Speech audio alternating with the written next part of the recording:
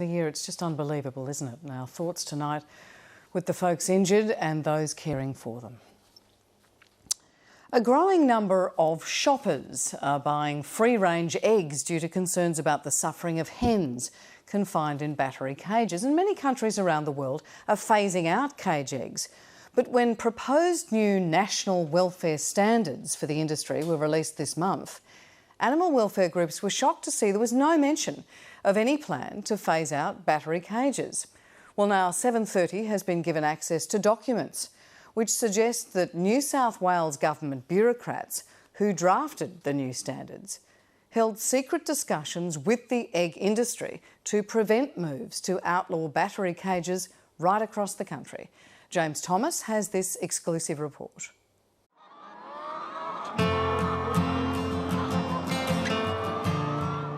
We made a choice to just stick to free range. On Maury Roby's farm in Victoria, there isn't a caged hen in sight. It's important for us to allow the chickens to live their life. If you get a happy chicken, you get good quality eggs. And our production systems are showing that. While demand for free-range eggs is on the rise, hens in battery cages still supply the majority of Australians' 15 million eggs a day. Pretty incredible.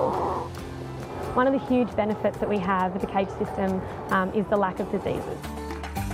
Caged egg farmers promote their industry as humane, healthy and wholesome. But away from the soothing imagery of industry ads, different videos at the other end of the extreme reveal a disturbing reality for birds in battery cages.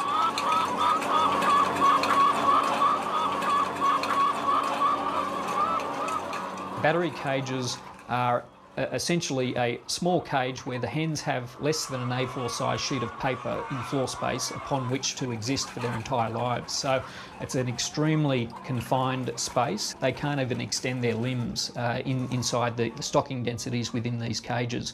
And the science is showing us that that's causing them to suffer. That suffering is creating demand for change. Pressure is mounting on Australia to ban caged eggs.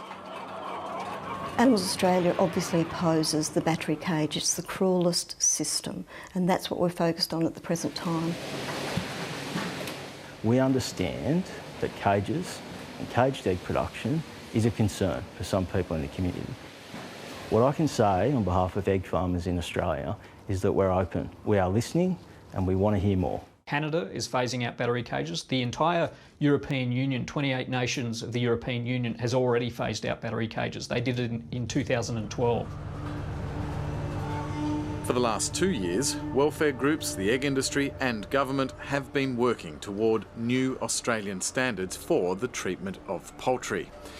It was widely expected the process would lead to a ban on battery cages.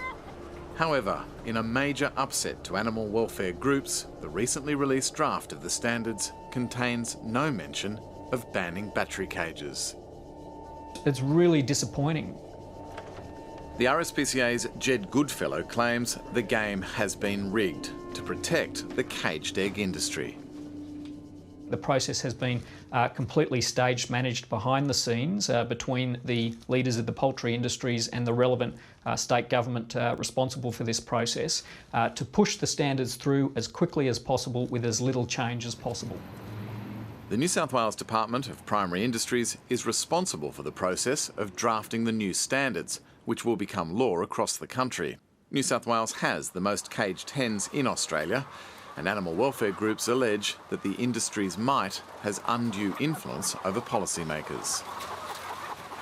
There is collusion between those involved in the process, and particularly the cage egg industry and the government departments putting these codes together, these standards together. Well, what I can say is that if there are allegations that this process has been somehow corrupted, then I think the welfare lobby has really jumped the shark. Allegations of this nature are serious, and as yet, I would suggest, from the information I have, unfounded. Animal welfare groups have given the ABC documents obtained under Freedom of Information laws. They revealed details of private meetings between the egg industry and the Department of New South Wales Primary Industries. These meetings that they've been having with the poultry industries should have been disclosed to other stakeholders in the process.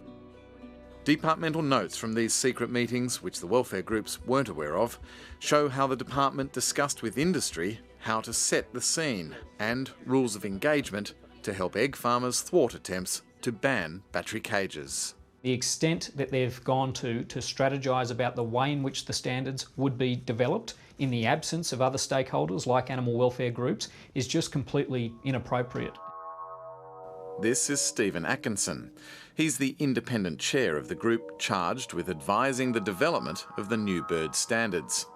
The FOI documents reveal he was invited to a private meeting with key members of the poultry industry before his endorsement as the independent chair.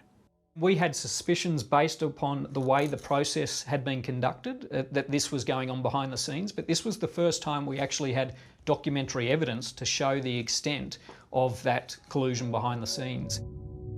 The FOI documents record that Mr Atkinson reassured the egg farmers banning cages would not be the remit of the official stakeholder meetings. This was news to the welfare groups, who only found out when the official process began. Right from the very start, from the first stakeholder advisory group meeting, we were quite alarmed when the so-called independent chair said to the stakeholders in the room that certain issues would not be on the table for discussion, including the continued use of the battery cage system. Collusion is an appropriate way to describe what has been going on in this process. But you deny the allegation that you're colluding or that you're in bed with the We're industry. following the normal part of the process, the standard national process. My staff have meetings with a number of different people across the spectrum as part of their normal day-to-day business, taking into account views from different groups as part of the ongoing process. So meetings with industry or meetings with welfare is a standard part of our daily business. Dr Christine Middlemiss is the Chief Veterinary Officer for the New South Wales Department of Primary Industries. Why would the department think it's appropriate to parade Mr Atkinson, a so-called independent chair, or at least at that point he was a candidate, in front of industry before he was endorsed for that independent position? I can't comment on that just now. Did the department introduce Steve Atkinson to the animal welfare representatives before he was endorsed? I can't comment on that. In a phone call with 7:30, Mr Atkinson did admit attending at least one of these private meetings with the industry and government. However, he denies that his position as the independent chair was compromised in any way. Similarly, the egg farmers spokesperson, John Dunn, thoroughly rejects any suggestion that his industry has unduly influenced policymakers. If there is some benefit that has been derived by the egg farming industry as a result of this supposed collusion, I am completely unaware of it. But now there is evidence of moves by government to sacrifice the welfare of birds to benefit the caged egg industry. The FOI documents reveal a veterinary officer for the department suggested removing a welfare requirement that birds have sufficient space to stand and stretch limbs, because, she wrote, you can't do this in a battery cage. We were just astounded to read that. We questioned why that was removed from the standards, and we didn't get a response.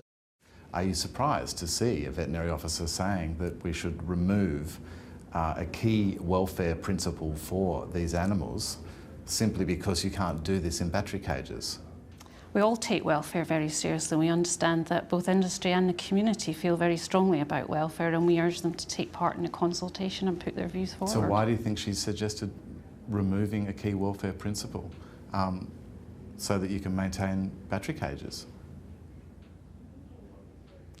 Without reading the context of the full document, I can't comment. It's not the first time the New South Wales Department of Primary Industries integrity has been called into question. This year, a senior department executive resigned after the ABC's Four Corners program revealed he offered confidential information to irrigation lobbyists to get them a better deal for Murray-Darling water rights. Now that same department is facing allegations it is colluding with the poultry industry. It looks, from all appearances, as an act of systemic corruption, which we thought we had banished from government in Australia. Professor Thomas Clark directs the Centre of Corporate Governance at the University of Technology in Sydney. If government is meeting in secret with the industry and working out policy initiatives in the interests of the industry, this does not appear to be open or transparent government. This is a return to the past when the government did secret and often corrupt deals with those with an industry interest. This would suggest that there was that the department was not taking an objective view, that they were perhaps erring on being an industry advocate. The West Australian government think the process has been unfair and that the draft standards do little to improve the welfare of birds. We wanted to make it very clear that we did not support the draft as it stood. The draft welfare standards for poultry are open for public consultation for the next 2 months. The process is totally flawed. Animal welfare groups fear the final outcome is a foregone conclusion.